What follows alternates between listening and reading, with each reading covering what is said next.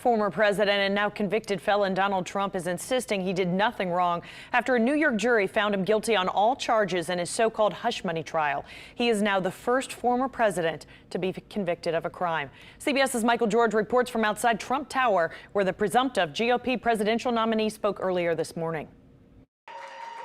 Donald Trump is vowing to fight on, a day after a guilty verdict made him the first former president and presumptive Republican presidential nominee to be a convicted felon. This is a scam. There's a rigged trial. It shouldn't have been in that venue. We shouldn't have had that judge. 12 Manhattan jurors deliberating for more than 11 hours over 2 days found Trump guilty on all 34 counts of falsifying business records related to a payment made to adult film star Stormy Daniels ahead of the 2016 election to keep her quiet about an alleged sexual encounter.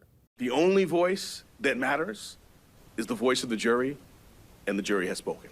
Trump's lawyer Todd Blanche said the trial was flawed from the start. Because of everything around the lead up to this trial, it made it very difficult for the jury to evaluate the evidence kind of independent of what they knew coming in. Trump could face prison time, but many legal experts say that's unlikely. I don't see personally him being sentenced to prison time. I personally think there will be heavy fines and some sort of heavy probation. Sentencing is set for July 11th, just days before the Republican National Convention. An early voter reaction appears split along party lines. I don't think he got a fair trial. I don't think it changed how I would vote in November. Boo-hoo. I'm so sorry, Trump supporters. He went losing, so do you. The Trump campaign says it raised nearly $35 million in the hours following the verdict. Michael George, CBS News, New York. Politicians from both sides of the aisle are voicing their thoughts as well. Leah McNeil joins us now with reaction from local leaders and what could happen if Donald Trump is reelected.